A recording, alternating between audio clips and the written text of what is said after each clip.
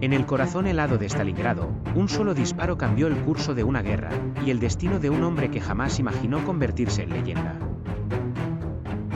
Como un humilde cazador de los Urales se transformó en el francotirador más temido del frente oriental. Antes de que el mundo conociera su nombre, antes de que los generales soviéticos lo convirtieran en símbolo de resistencia, Vasily Zaitsev era solo un niño con un rifle oxidado y un sueño sencillo: alimentar a su familia.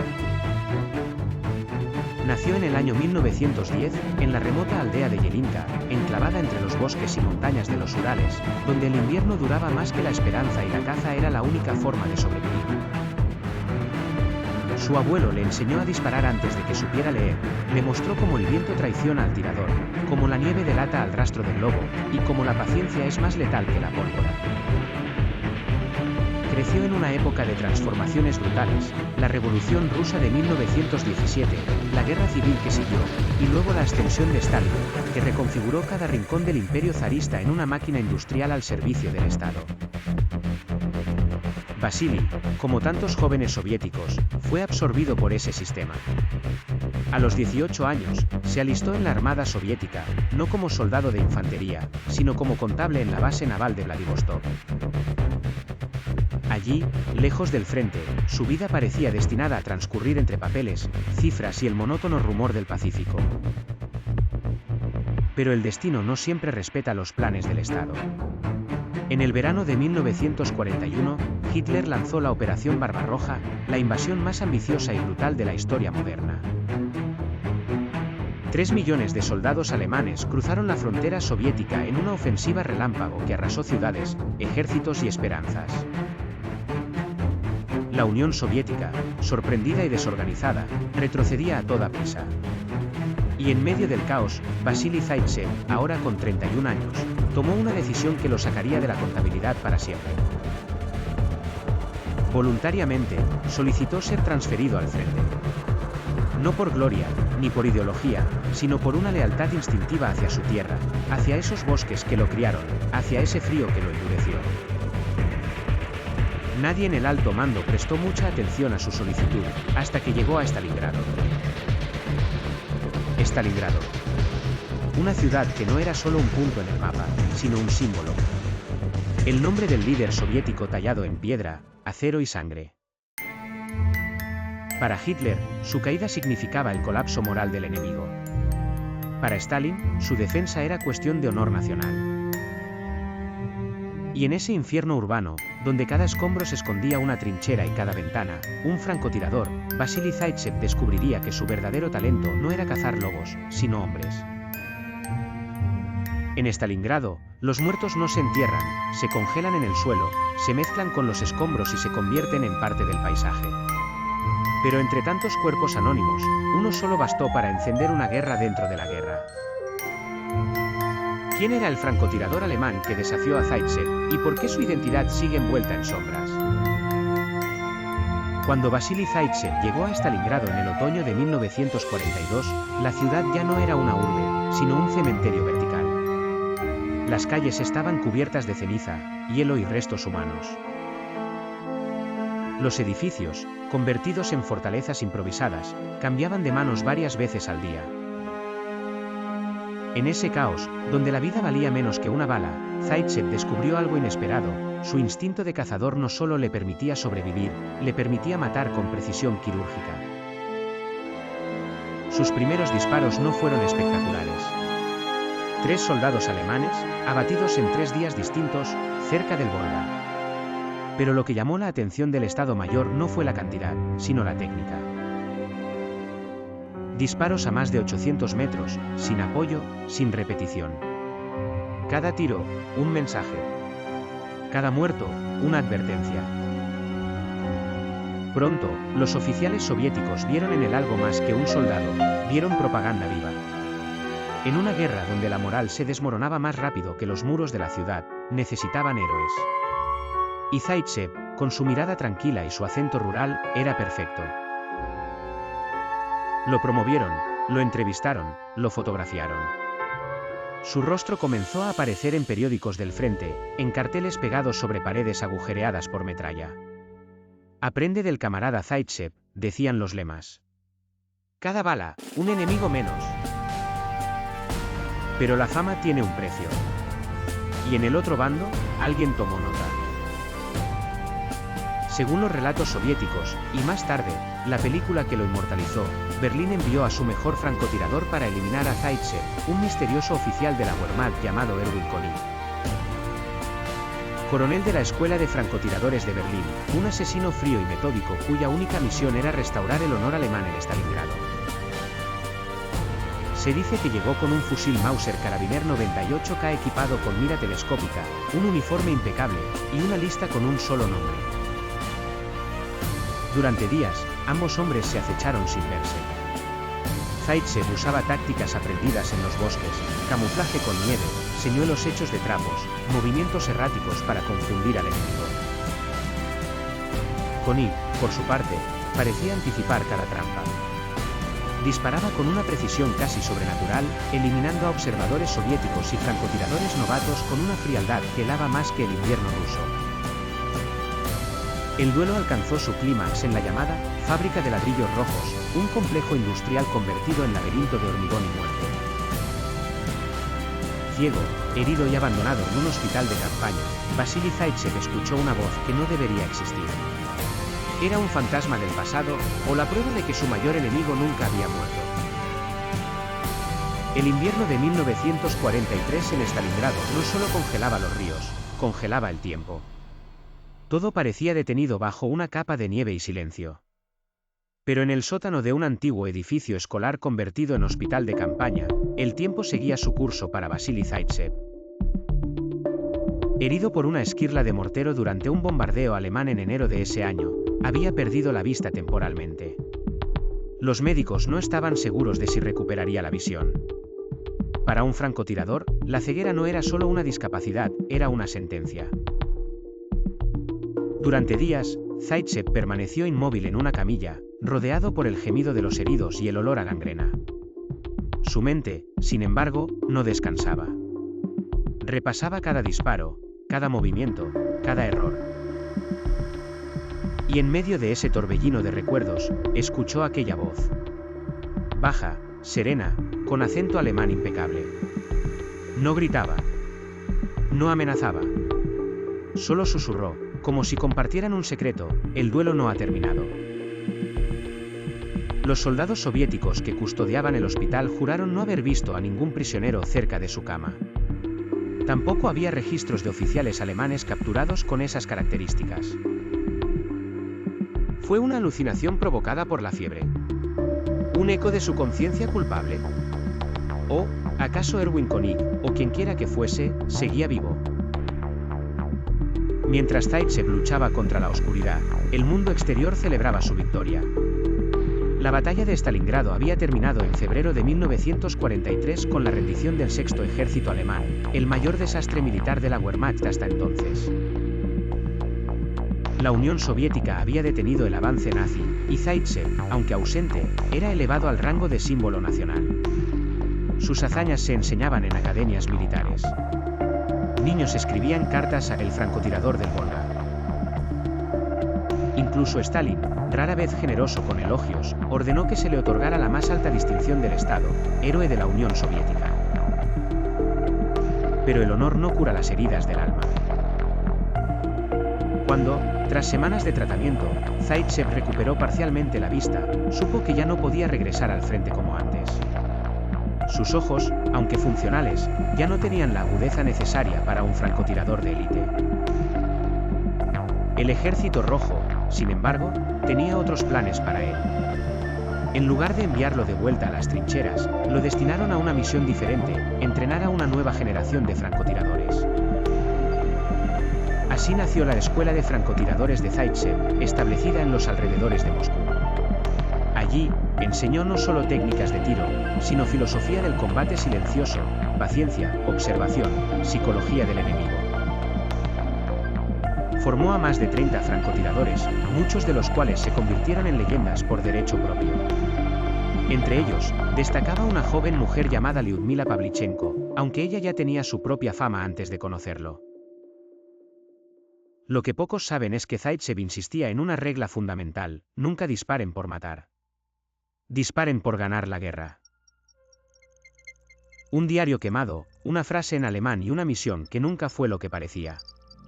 ¿Por qué un francotirador nazi escribiría que vino a salvar a su enemigo más temido? El hallazgo del diario en los escombros del comisariado de Stalingrado ocurrió en la primavera de 1947, 4 años después de que la ciudad dejara de arder. Los obreros que reconstruían la urbe entre ruinas y recuerdos no esperaban encontrar pistas de una conspiración silenciosa, mucho menos una que desafiara toda la narrativa oficial de la guerra. El cuaderno, parcialmente carbonizado, contenía anotaciones escritas con letra firme y pulcra, fechadas entre octubre y noviembre de 1942. No llevaba firma, pero las referencias internas, órdenes de mando, nombres de unidades, descripciones de tácticas, apuntaban a un oficial de alto rango, probablemente vinculado a la Wehr, el servicio de inteligencia militar alemán. Las primeras páginas describían con frialdad los movimientos soviéticos en el sector norte de la ciudad, la moral de las tropas, la escasez de municiones. Pero a medida que avanzaba el texto, el tono cambiaba. Aparecían reflexiones personales, dudas éticas, incluso críticas veladas al régimen nazi. Y luego, la frase que heló la sangre de quien lo tradujo: Zaitsev no sabe que yo no vine a matarlo, vine a salvarlo. ¿Salvarlo de qué? ¿De la muerte? ¿De la gloria? ¿O de sí mismo? Según el diario, el francotirador alemán, quien se refería a sí mismo solo como K, había sido enviado a Stalingrado bajo órdenes directas del alto mando, pero no con el objetivo de eliminar a Zaitsev. Su misión real era otra: infiltrarse en el mito que los soviéticos estaban construyendo alrededor del francotirador ruso y manipularlo para que su figura se volviera tan grande que, al caer, arrastrara consigo la moral del ejército rojo. Era una operación psicológica disfrazada de duelo personal. Pero algo salió mal. K escribió que, tras observar a Zaitsev durante días, se dio cuenta de que no era un fanático, ni un asesino sediento de sangre, sino un hombre profundamente humano, guiado por un código que trascendía la ideología. En una entrada fechada el 19 de noviembre, el mismo día en que el ejército rojo lanzó la Operación Urano, el contraataque que cercó a los alemanes en Stalingrado, K anotó: hoy vi cómo Zaitsev evitó disparar a un soldado herido que intentaba arrastrarse hacia su línea. No por compasión, sino porque no era un blanco limpio. Ese hombre no merece ser una pieza en este juego sucio. Entonces, según el diario, K tomó una decisión clandestina: simular su propia muerte para que Zaitsev sobreviviera como símbolo, pero también como hombre. El enfrentamiento en la fábrica de ladrillos rojos no fue un duelo a muerte, sino una puesta en escena cuidadosamente orquestada. El cuerpo encontrado con el fusil Mauser no era el de K, sino el de un oficial alemán muerto días antes, vestido con su uniforme. OOC inicial, un desconocido en Berna, un pasaporte suizo y una advertencia que llegaba demasiado tarde. ¿Qué sabía ese hombre, y por qué el KGB lo hizo desaparecer antes de que pudiera hablar con Zaitsev? El año era 1951. Europa intentaba levantarse de las cenizas, pero la Guerra Fría ya había extendido sus raíces heladas. En la neutral Suiza, donde espías de todas las naciones se cruzaban en cafés sin mirarse a los ojos, un hombre de mediana edad, con traje desgastado y mirada de quien ha visto demasiado, entró en la embajada soviética de Berna una tarde de octubre. No pidió asilo. No entregó documentos secretos.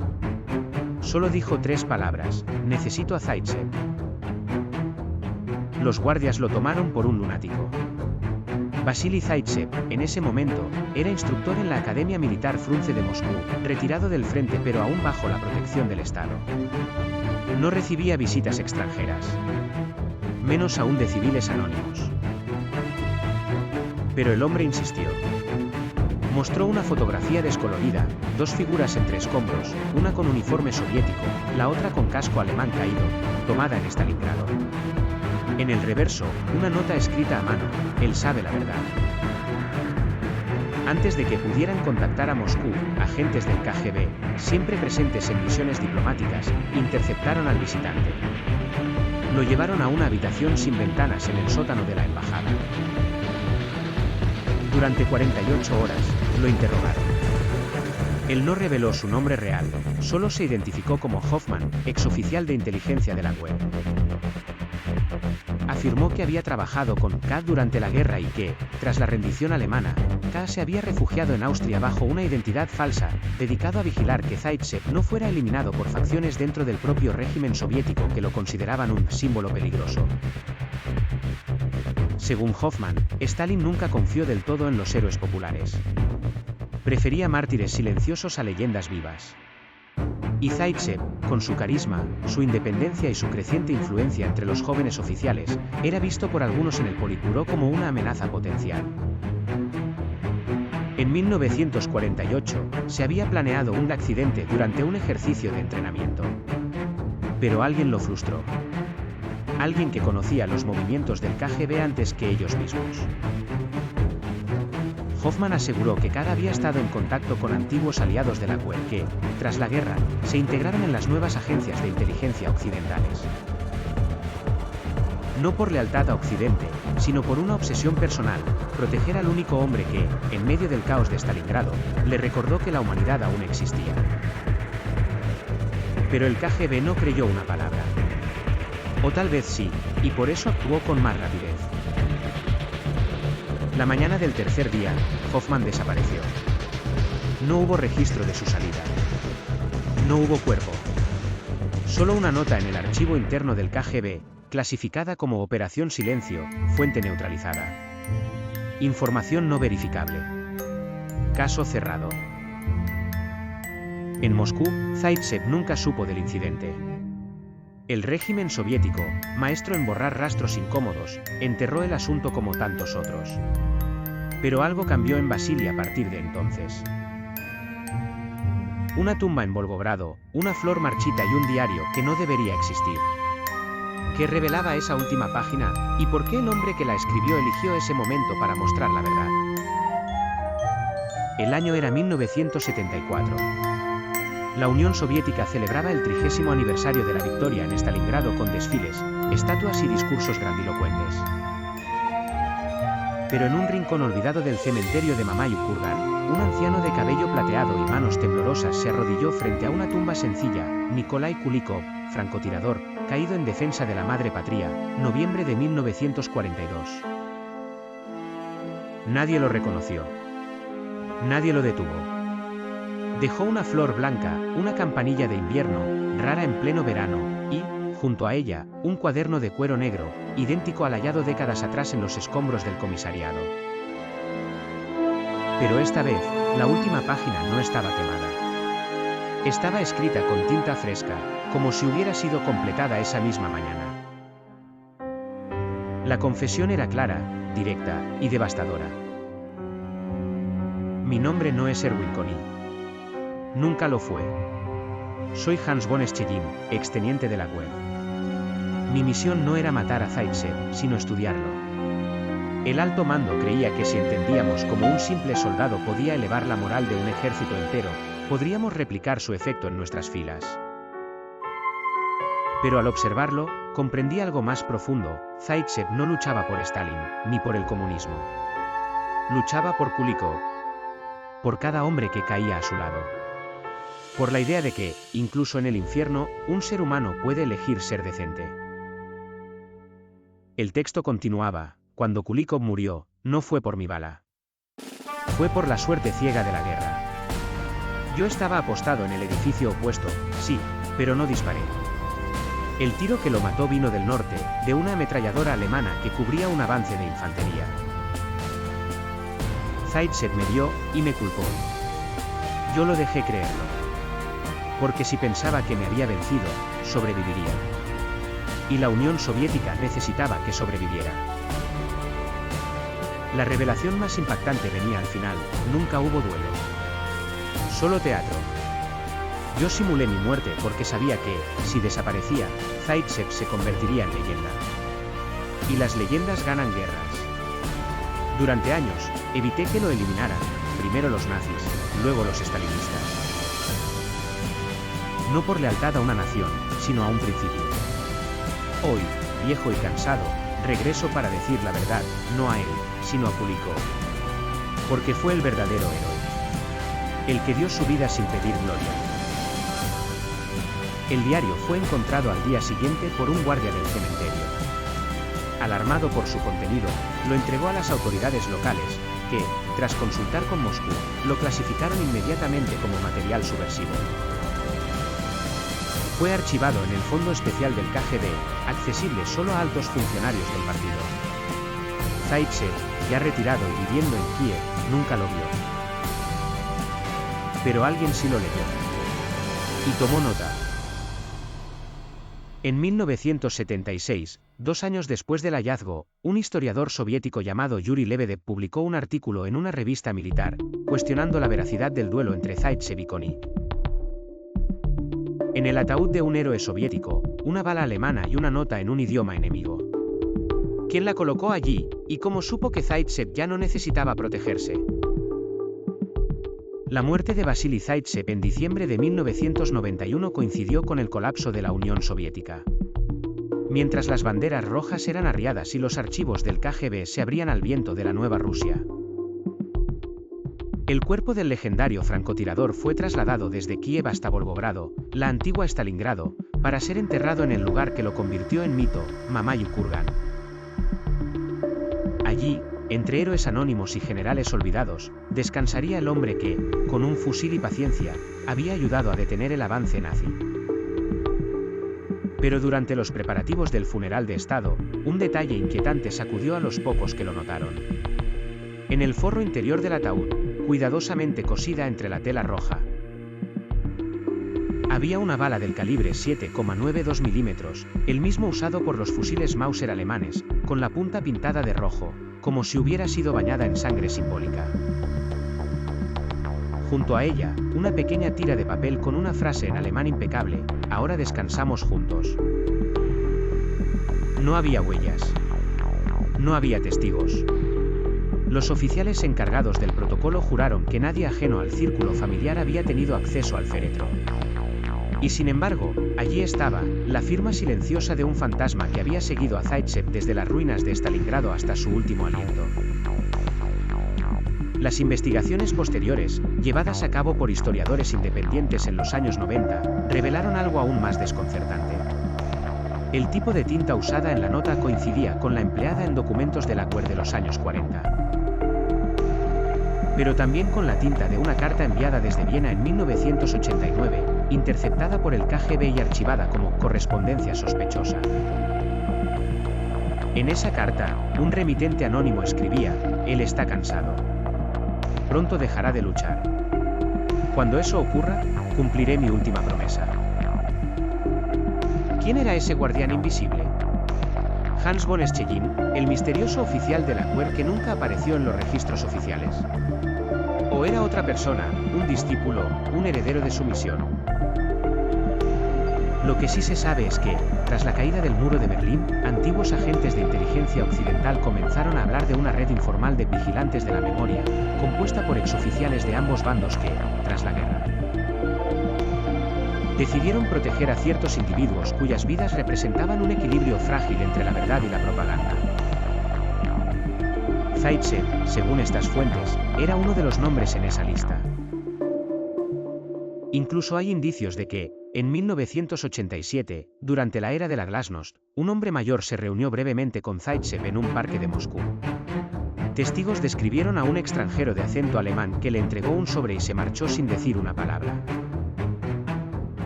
Una flor en una tumba, un fusil imposible y una huella que no debería existir. ¿Fue todo una ilusión, o la última prueba de que algunos duelos nunca terminan, porque en realidad nunca comenzaron? El año 2010 marcó el centenario del nacimiento de Vasily Zaitsev. En Volgogrado, las calles se llenaron de veteranos, estudiantes y turistas que venían a rendir homenaje al francotirador que, según los libros de historia, cambió el curso de la batalla de Stalingrado con su puntería implacable. Pero entre la multitud, nadie notó al anciano delgado, con abrigo largo y sombrero de ala ancha, que se acercó a la tumba al amanecer. Nadie lo vio dejar una flor blanca, una campanilla de invierno, fuera de temporada, ni colocar cuidadosamente un fusil Mosin Nagant junto a la lápida. Nadie, excepto una cámara de seguridad del parque conmemorativo, cuya grabación fue borrada horas después por una orden no documentada. Lo que sí quedó fue la huella, una sola marca en la nieve fresca, como si alguien hubiera estado allí, y luego se hubiera desvanecido. Y el fusil. No era una réplica. Era un arma auténtica, fabricada en 1941 en la fábrica de Izhevsk, con el número de serie coincidente con uno de los fusiles asignados al 284º Regimiento de Fusileros de la División de Novosibirsk. El mismo regimiento al que pertenecía Zaitsev en Stalingrado. En la culata, grabadas a mano con precisión quirúrgica, las palabras, para el cazador que me enseñó a no disparar. Los expertos militares rusos quedaron desconcertados. ¿Cómo había llegado ese fusil allí? ¿Quién lo había conservado durante casi 70 años? Y, sobre todo, ¿quién tenía el derecho, o la osadía, de dejar un arma soviética en la tumba de un héroe nacional, con una dedicatoria en alemán? Las teorías proliferaron. Algunos dijeron que era una broma de mal gusto. Otros, que se trataba de una pieza de arte conceptual. Pero los historiadores más cercanos a los archivos desclasificados del KGB y la Stasi sabían que había algo más profundo. Porque en los últimos años, habían surgido nuevos documentos, cartas cifradas entre antiguos oficiales de la GUER y agentes del GRU, mencionando un protocolo Stalingrado. Un acuerdo no escrito entre enemigos para preservar ciertas verdades que ni la propaganda soviética ni la narrativa occidental podían admitir.